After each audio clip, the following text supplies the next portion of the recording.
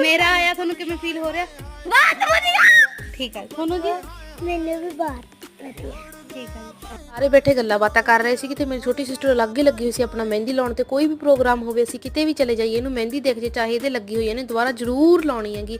ਪਤਾ ਨਹੀਂ ਇਹਨੂੰ ਕੀ obsession ਆ ਮਹਿੰਦੀ ਦੇ ਨਾਲ। ਉਸ ਤੋਂ ਬਾਅਦ ਬੈਠ ਕੇ ਅਸੀਂ ਗੱਲਾਂ ਬਾਤਾਂ ਕੀਤੀਆਂ ਤੇ ਡਿਨਰ ਕੀਤਾ।